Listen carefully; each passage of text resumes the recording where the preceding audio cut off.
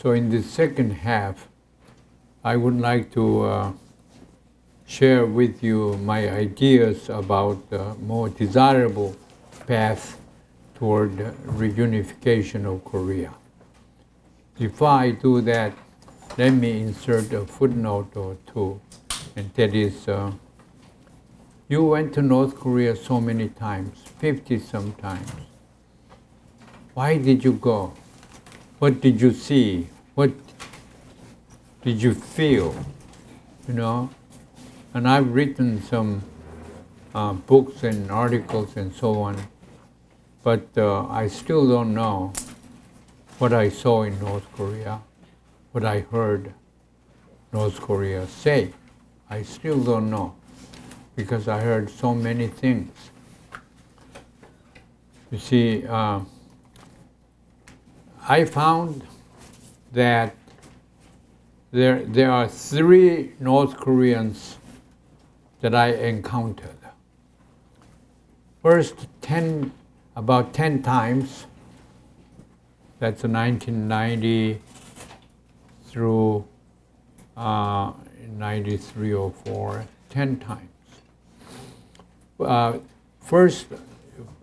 First thing I saw was, wow, there are people. North Koreans were people. I was educated anti-North Korean culture for many decades.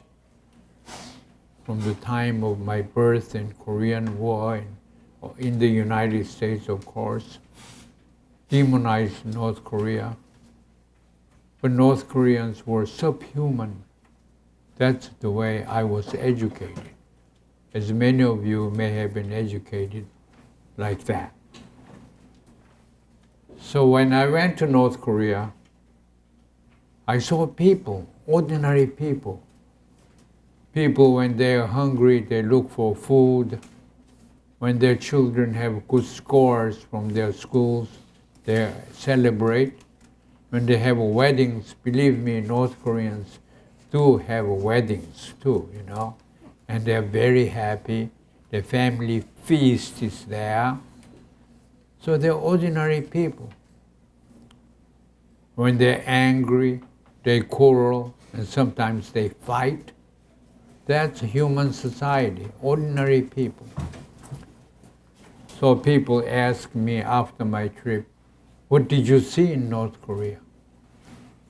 My answer was, they were ordinary people, you know? And then it took another 10 or 20 times of my visit. I found that people, that person has changed to North Korean people, North Korean person. I saw the second person in North Korean person. North Korean persons are different from South Korean persons, American persons, because they have different value system, different behavioral characteristics. They have different ideologies, different ways of life, entirely different. So, the second person I unearthed, discovered, was the Korean people, North Korean people, being different from South Korean people, American people. So there are a few things that I was able to document. North Korean people includes the following characteristics. And then it took another 10 years of my trip, longer my trips in different parts of the country, and I observed North Korea very carefully. You know what I found? No, I found similarities between North and South Korea, between North Koreans and South Koreans. They were Koreans. unified Koreans were there already. So the first person was North Korean person. Regular person. Second one, North Korean person. Third one, Korean person. Let me explain what I mean by these three personhood, and then discuss how we can integrate them for the purpose of reunification. Reunification should be defined and perceived as the integration of communities, not politicians, not politics or policies. Communities. North Korean community consists of what kind of people? We have to know. South Korean community, typically what kind of people we run into? We have to know. And then between these two communities must find a way, a path toward integration.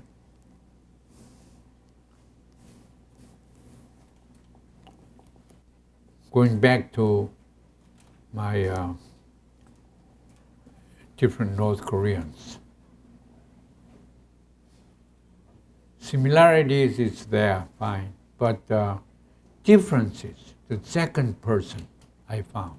North Koreans are exceedingly collectivistic in terms of their values, their behavior.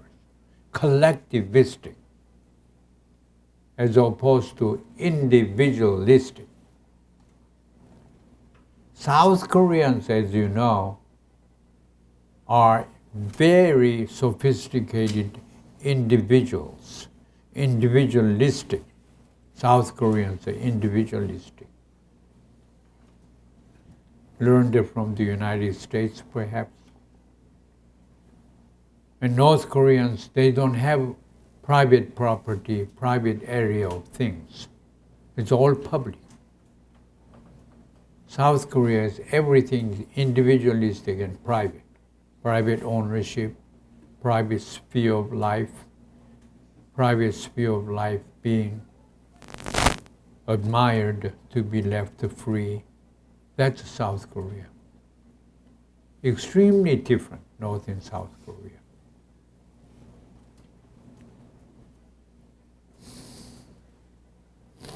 As I said, North Korean is very, very nationalistic.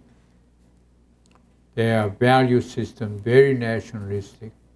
They have a sense of superiority with such a poor economy. They think their culture represents the most civilized culture in the world. Of course, we have to discuss and perhaps debate on that theme. But I'm trying to portray to you that's the way North Koreans believe themselves. We have to know that. An expert must know how they do things and put ourselves in their shoes. That's what expert is. You know, if you take a lot of pictures, it's not expert, would not make you expert. You know, if you're a doctor, you have not only equipment, medical equipment, but you need to have a medical science degree. You have to have a license. You go in with equipment and take pictures and video camera and everything. You have to have expertise to the extent that you have to be a licensed specialist in the study of North Korea. So before going there, you need a lot to study, a lot to learn, a lot to research. But we're not seeing that. We are so, South Korea especially, so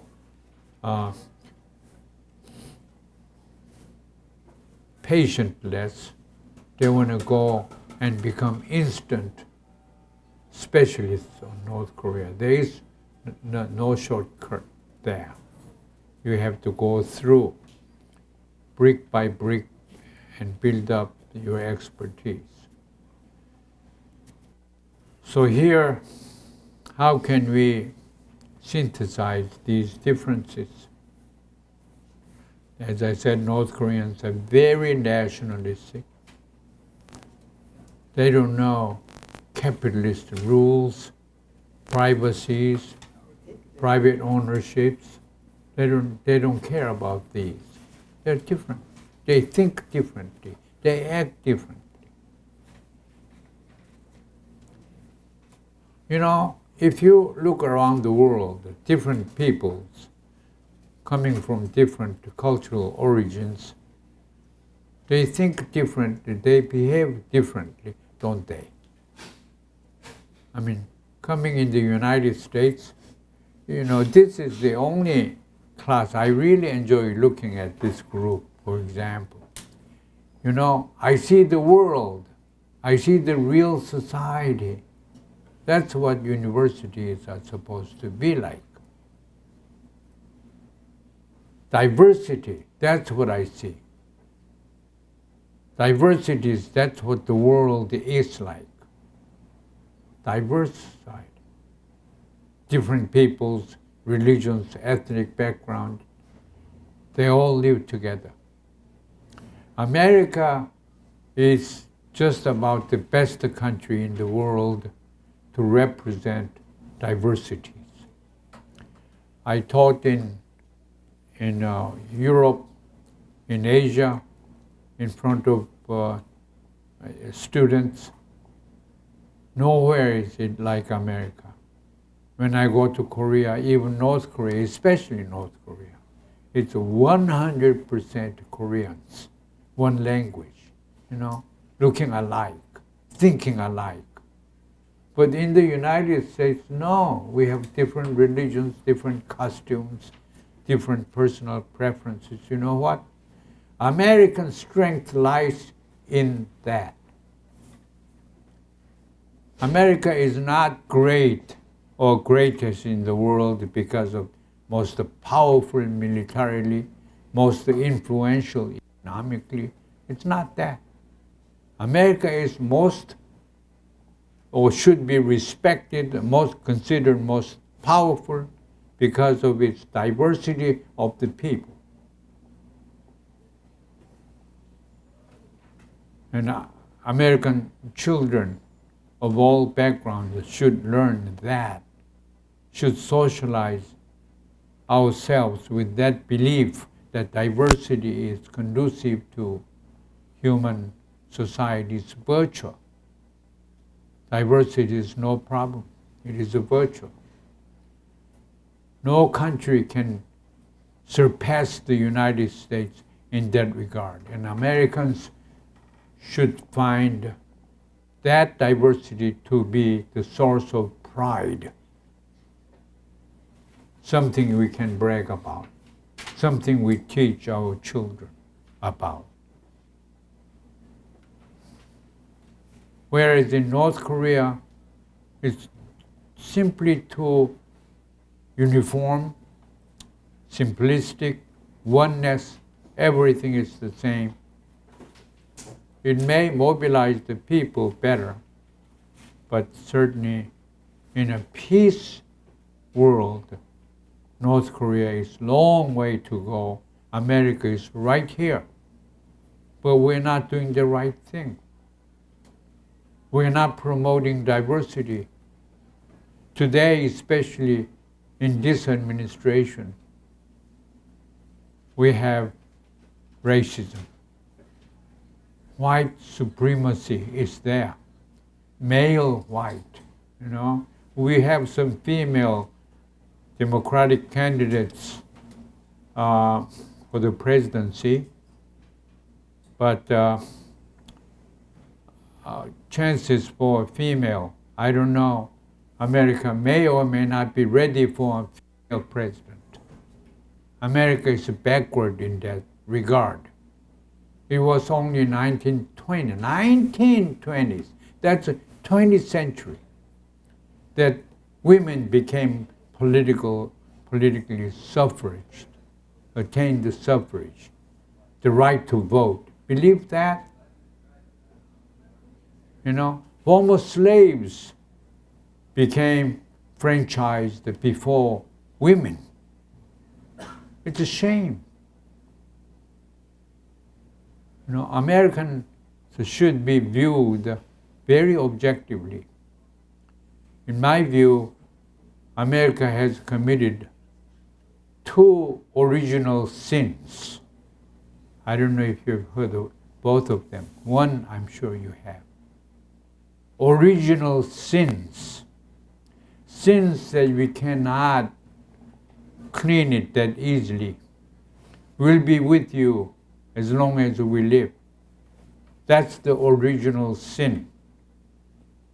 Number one, not too long ago, it's the 19th century, before that too,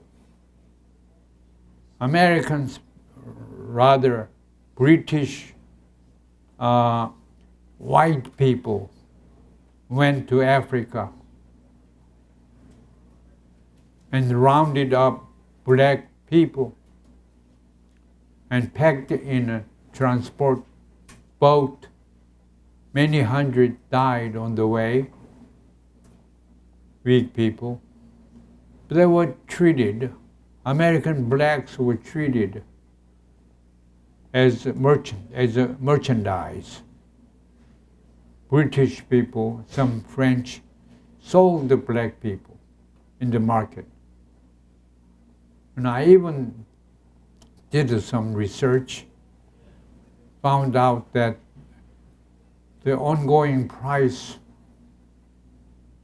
for healthy male 25-year-old black person was about $950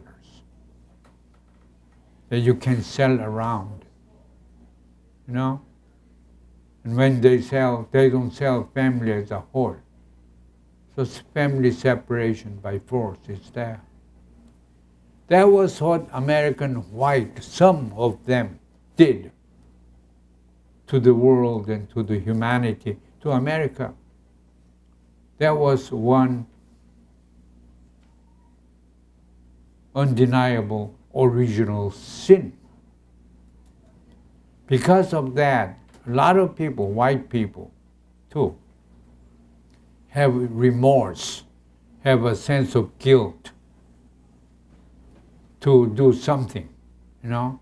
So that's why they have been treating minorities badly, better, but in the process, including myself, other minorities, like Asians, we are getting federal government protection and privileges without having paid my tax. I paid some 50 years of heavy taxation as a professor. But I know, including my relatives, coming from Korea or Japan, China rather, immediately get benefit as a recipient of welfare. That's not right. If you haven't earned your welfare, you should decline.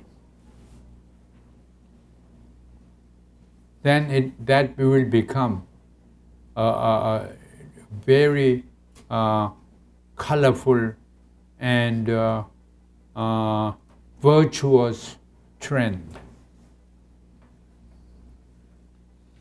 You know, North Koreans, I don't admire North Koreans, especially when it comes to the ability to have economic growth. North Koreans, not too long ago, how many of you knew that? South Koreans offered rice, 50,000 tons of rice. You know what Kim Jong-un said? No thank you. Thank you, but no thank you. We haven't earned that. There's not a good reason. We don't want to receive charity goods. So we have to admit that American blacks, their ancestors paid the price. And it's just right for the government to consider black citizens with some degree of preference in different fields. Admissions of college, for example. I was involved at University of Georgia, admissions policy. I was always in favor of giving some premium, some considerations for past discrimination.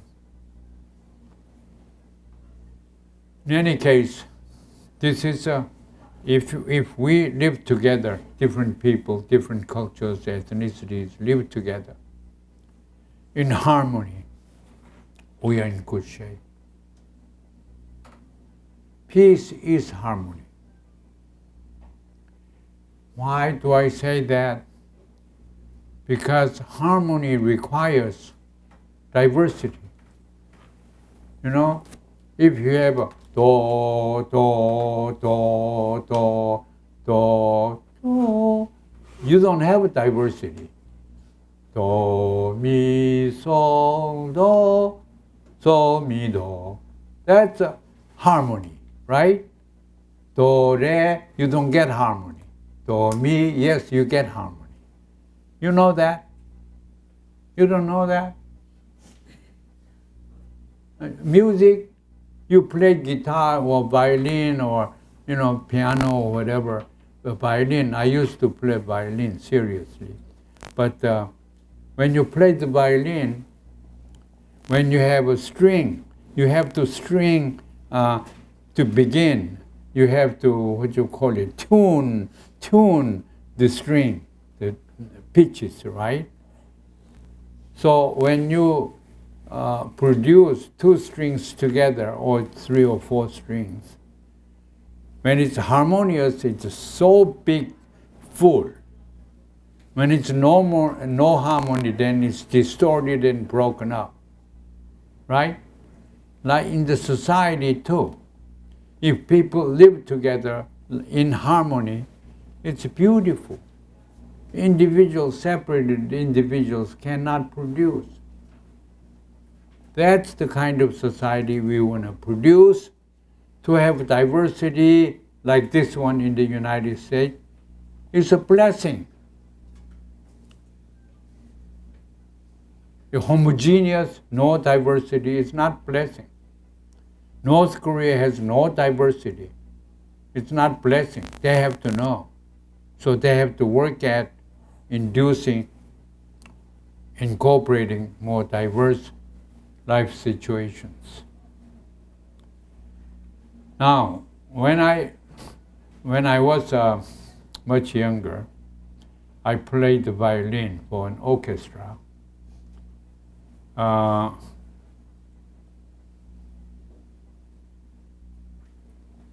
When you play with an orchestra, say I'm a violinist, I have my fellow violinists and violists and cellists and bass and other instruments.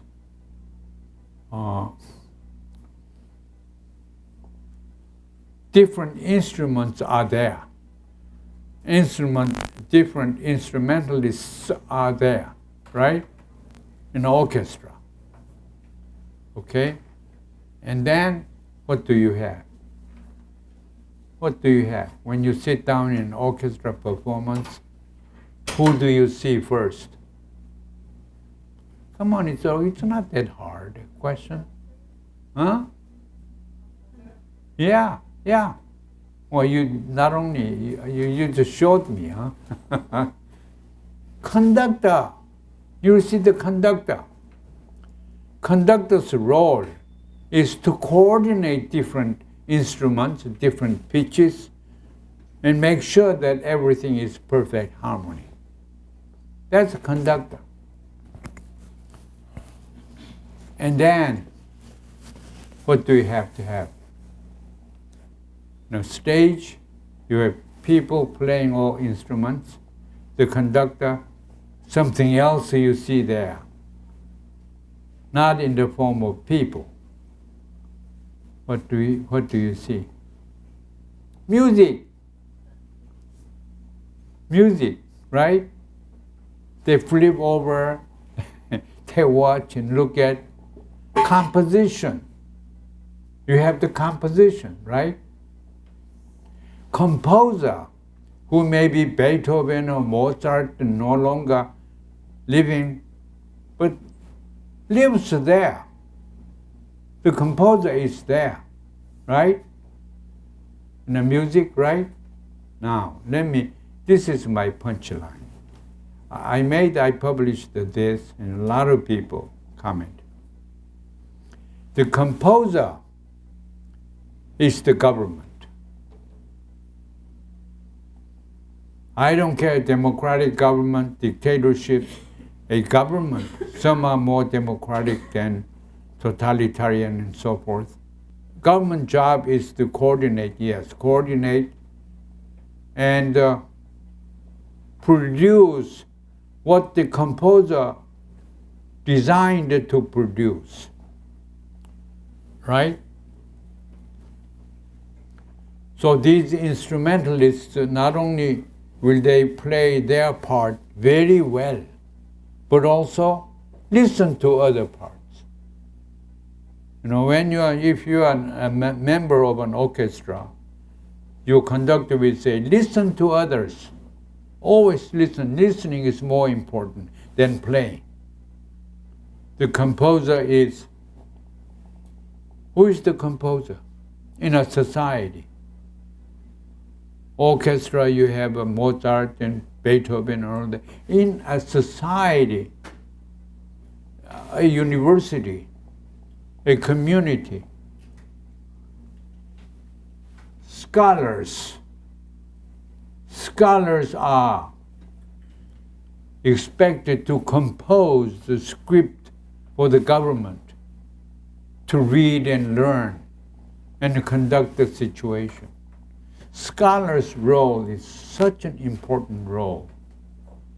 We have to admire scholars and expect them to be the composer of the music politics, music society.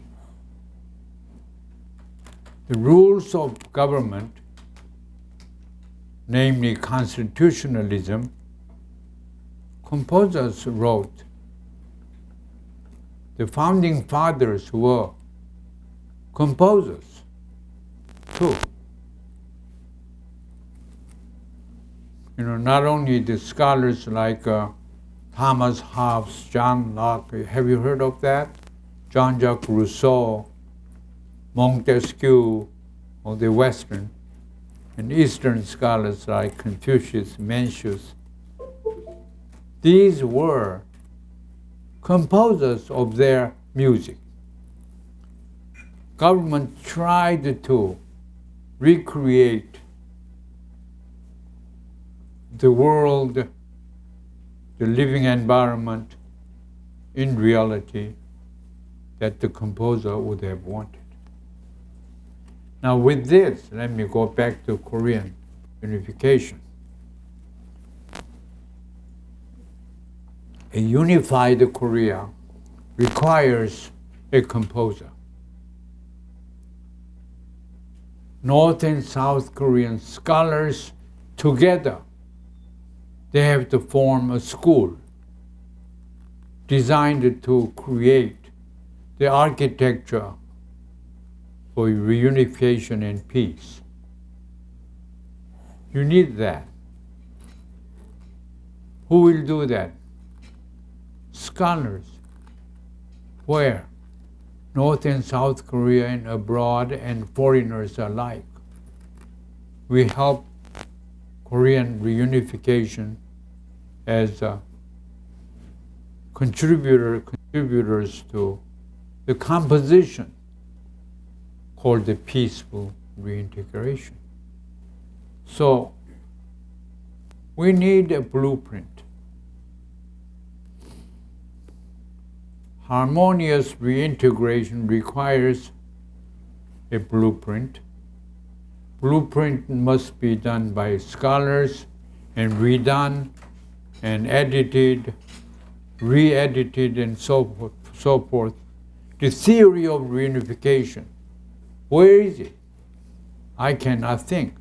That's what expertise, North Korean expertise, should do in the United States, in South Korea, and in the world. They're not doing that. In the United States, America,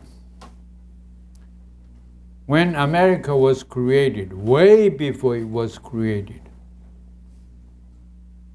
we had an organization or institution that was designed to produce scholars to be in charge of composing the music of America.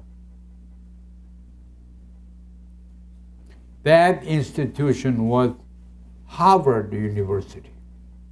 You all know Harvard University, right? Harvard University was designed by the Puritans, the early Christians landed in the United States. They wanted to have an educational institution where scholars work together, produce a blueprint of America as a political system, and make it elevated in terms of moral quality, the best as possible. The Puritans were there. Harvard was there, still is there. You know, we need, for unified Korea, we need a Harvard University. So North and South Koreans and people around the world urge the system to establish a university designed to promote peaceful reintegration of Korea and beyond. If we have a theory or composition that can work in Korea in integrating North and South Korea, that theory can be immensely useful to different parts of the world. Middle East, Africa, as well as America, when differences can be resolved by way of harmonious coexistence may be created by scholars. We are here out to the world to make a difference. You know, when I look at myself in the mirror, you know, there are a couple of things striking me. One, wow, that guy, myself, you know, I've never seen another one like you. That's always true. That guy is only guy. I've never seen another one like that, like you. You know, that's one thing I found. Because no identical twins will be like me in terms of inside out. Only one. Think about that. That's a very important one. And then that unique one should have a unique purpose. So your job is to find out what the purpose of your life should be or would be or will be. That's your job. That's why we're trying to educate ourselves. So basically, when we study any subject, we are coming back to us, studying ourselves, trying to make a better me, as good me as I can. Here now, going back to the Korean situation, North and South Koreans, such diversity, we have to allow a unified system, unify the government to represent both systems that are mutually incompatible. How can we do that? How can you mix oil with water?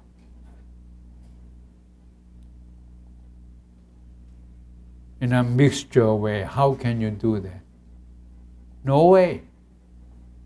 I tried many times. Water and oil cannot be mixed, right? Physically cannot be mixed. The color white and black are different. But there's only one way. This is rather difficult. Some of you may not follow, but I hope everyone will follow. Have you heard of dialectical logic, dialectical synthesis? Have you heard of Hegel or Plato? You all know Plato, right? Yeah. Of those from East, have you heard of yin-yang philosophy? Oh yeah, yin-yang. Yeah, yin is shadow, yang is light, right? Yin-yang philosophy. Now this is the crux of it. Try to follow. What creates yin, shadow? What creates shadow? Shadow doesn't create shadow. The light creates shadow. The light creates shadow. You see that? So the essence of shadow is the light, and vice versa. That's a dialectical logic. Dialectically speaking, you have in white and black. White is not black, the opposite to black. But what makes black black is the presence of the conception of white.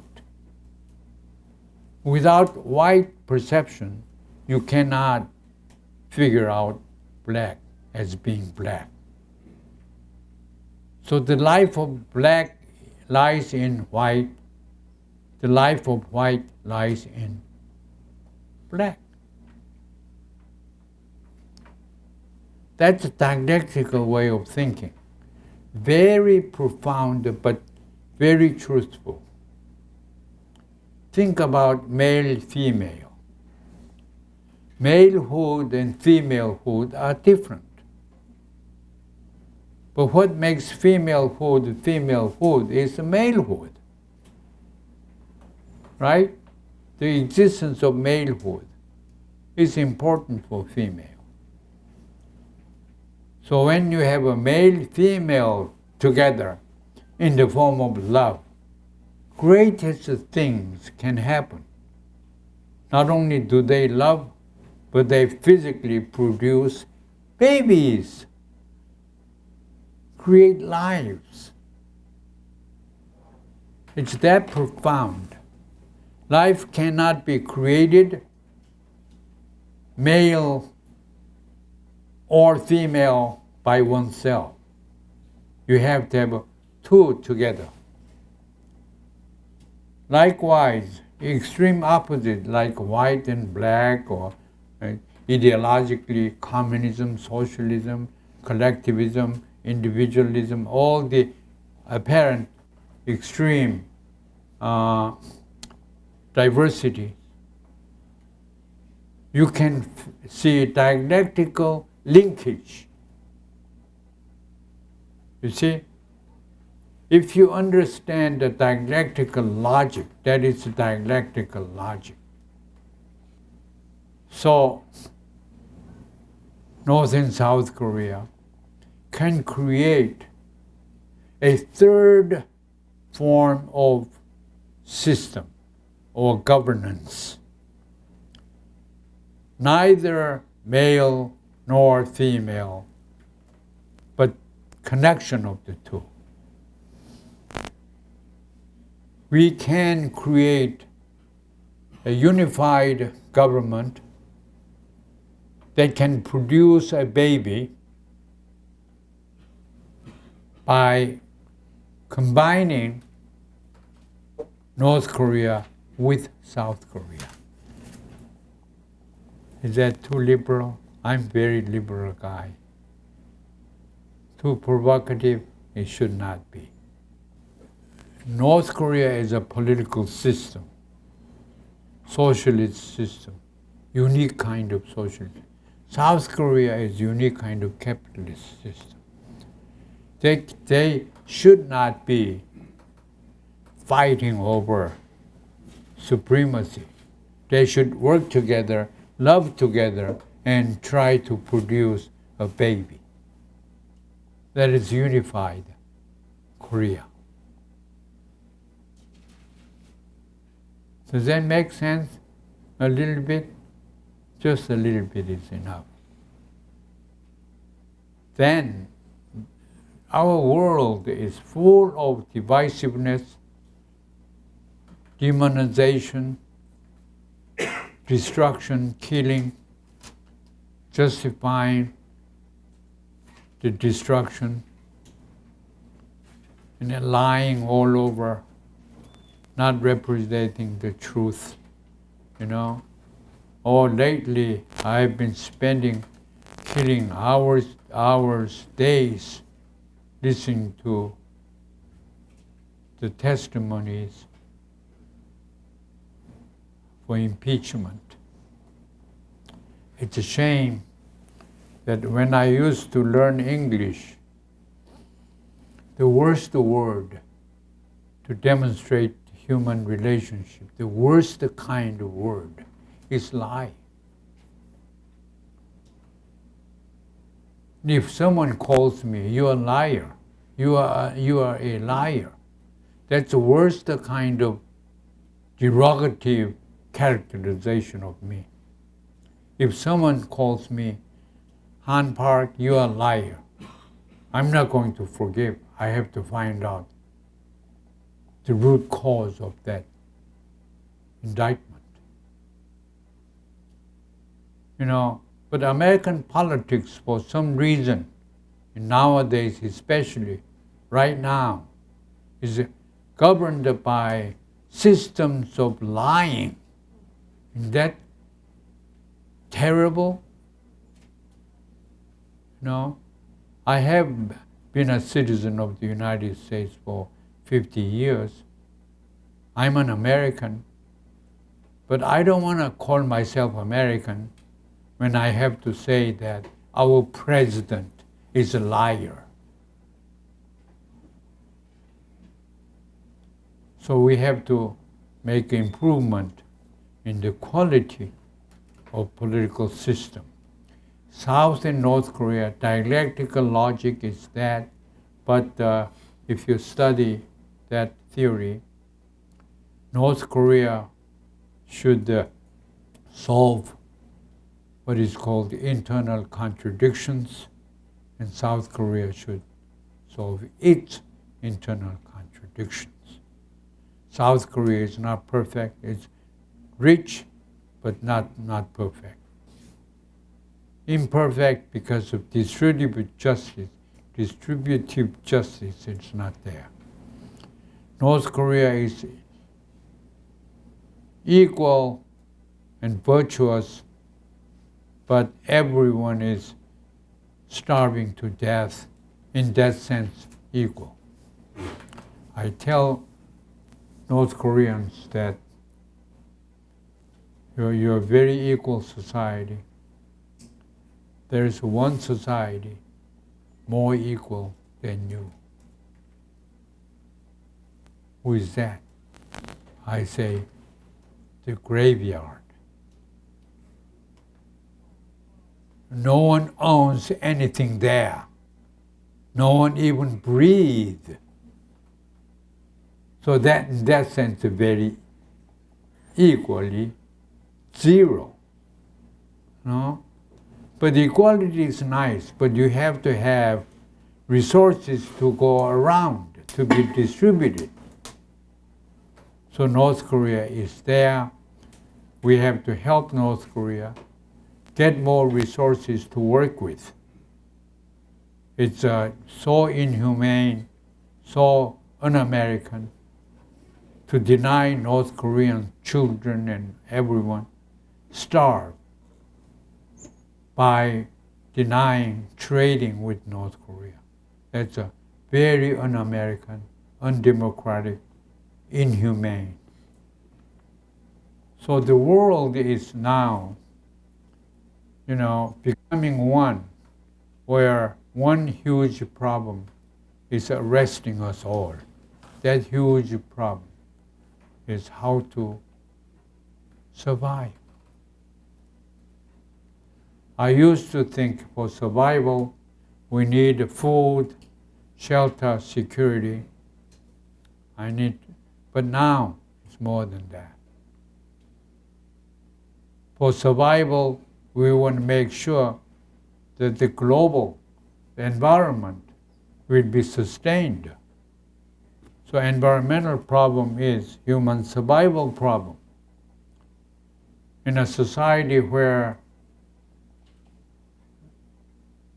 diseases are unresolvable, cancer, for example, or Alzheimer's, for example, cannot be solved, then we are failing. You see, human rights are more than freedom, more than equality. Survival is the most important element for human rights. In order for us to claim human rights, we have to live in the first place. For survival, we need a clean air, we need a medical service when contagious diseases go around, because public health is human rights. Human rights are much more complex, and we also have the right to dignity, human dignity. Just living physically, getting by, is not enough. We have to have a mutual respect. Dignity is social concept, mutual respect, and we have to develop a new composition, music composition, for a peaceful world where members will get respect. Orchestra players, they must have immense mutual respect for each other. If you don't have, you cannot have successful orchestration, and therefore peace fall apart. So, getting to the end of my presentation, we have so many different things. North Koreans. We have to know that North Koreans is a nuclear state. We can't do anything about. We have to accept North Korea as it is. The important thing is global, not denuclearization, but non-proliferation. Unless we do be careful, growing number of world countries will become nuclear power. Because a country like North Korea will market nuclear technology, parts and resources, because they're poor. If in fact, they're human beings. I told you, North Koreans, ordinary people. If in fact my children are dying of starvation because I don't have money, income, you know what I would do? I would do anything. I'll go rob the bank. If I have a gun, I'll do that. I cannot let my children dying of starvation. That's North Korean leadership's mentality. You have to put ourselves in their shoes. They will do anything. They will sell their nuclear technology, their parts of nuclear weapons. They're exporting their weapons all the time. Their greatest international trade consists of their weapons sale. North Koreans are doing very well. We don't know why North Koreans are not perishing. Because they have money coming in. They're selling weapons of all kinds of sophisticated weapons. If they're capable of producing, ICBM, fine technology, military technology, is available there. And there are a lot of people wanting to purchase North Korean weapons. In this South Korea and American joint military exercises, have you heard of that? Yeah. There, when they have military exercises, newly invented American weapons are being tested there. Potential buyers gather there from all over the world. They look at in fact, it's a, trade exhibit of sorts, selling weapons when they have military exercises in South Korea. When North Korea tests their short-range missiles, I know that they had invitation always is accepted by Middle Eastern countries. They come left and right to look what North Korean weapons can do. They sell a lot of short-term, short-range rockets all over Middle East. Iranians import short-range rockets coming from North Korea. At some point, I was able to detect 40% of all Iranian weapons, short-range missiles, were imported from North Korea. That's why they're not starving. They will not starve. So we failed to make North Korea give up weapons if we denied their economic trade, humanitarian aid. We failed. We are failing every day. So we have to know what we are doing. America is happy because of North Korea. South Korea justifies the purchase of American weapons each and every year. South Korea is just about now number one importer of American weapons in the world. Billions of dollars of weapons are being sold to South Korea. It's fine with the Trump and America deep state. Are you familiar with the notion of deep state? Have you heard of it? Deep state, the military industry, intelligence, and banking industry. is behind the scene of politics. They're controlling America.